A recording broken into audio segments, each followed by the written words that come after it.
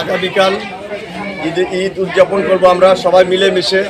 হিংসা দ্বিধা দলাদলি সব ভুলে যাব, সবাই আবার মিলেমিশে ঈদ করবো। জানি না আগামী ঈদ আমরা আবার ফেরত পাবো কিনা, তবে আমি অসুস্থ, আমার জন্য দোয়া করবেন। আমার বাবা মারা গেছেন, আমার বোন মারা গেছেন, এলাকাবাসীর কাছে আমি তাদের মাগফিরাতের জন্য দোয়া কামনা করছি। আমি প্রতি বছরে আমার ফাউন্ডেশন থেকে যতটুকু আমার সামর্থ্য তোলায় আমি অতটুকু আমি সহযোগিতার চেষ্টা করি এলাকাবাসীর কাছে। আমি ভবিষ্যতেও করব। আপনারা সবাই মুসলিম বাগবাসী, আপনারা আমাকে পাশে রাখেন।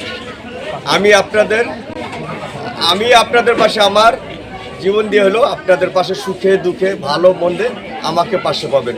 অতীতে যেমন কেউ আমার কাছে ফেরত যান নাই, খালি হাতে যান নাই, ভবিষ্যতে আমি যতদিন বেঁচে থাকবো খালি হাতে কেউ ফেরত যাবেন না।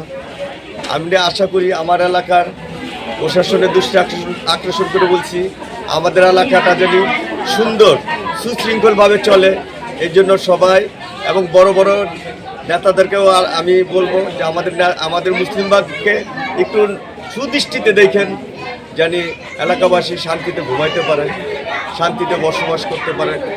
এখানে আমরা সবাই গরিব মানুষ, সবাইকে আপনারা সহযোগিতা করবেন যাতে গরিব মানুষের দোয়া এই দুনিয়া না লাগুক, ওই দুনিয়া পাবেন।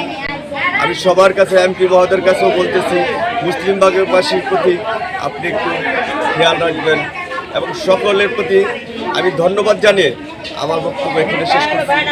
খোদা হাফেজ, আসসালামু আলাইকুম। রব্বে কারীম, আমাদের পূর্বপুরুষ যারা কবরে চলে গেছে প্রত্যেককে তুমি মাফ করে দাও। আল্লাহ, রমজানের খাতিরে তুমি তাদেরকে চিরতরে নাজাতের ব্যবস্থা করে দাও। রব্বে কারীম, বিশেষ করে আল্লাহ ইব্রাহিম ভাই যে আয়োজন করেছে, আল্লাহ আয়োজনটাকে তুমি কবুল করে নাও। আল্লাহ ইব্রাহিম ভাই ব্যবসা বাণিজ্যের ভিতরে বরকত দান করে দাও। আল্লাহ তার ব্যবসা বাণিজ্যের ভিতরে তুমি বরকত দান করিয়ে দাও। রব্বে কারীম, আল্লাহ তার হায়াতের ভিতরে বরকত দান করিয়ে দাও। রব্বে কারীম, আল্লাহ তার পিতৃকুল মাতৃকুল হত্যা যেখানে অন্ধকার কবরে চলে গেছে, আল্লাহ প্রত্যেককে তুমি মাফ করিয়ে দাও।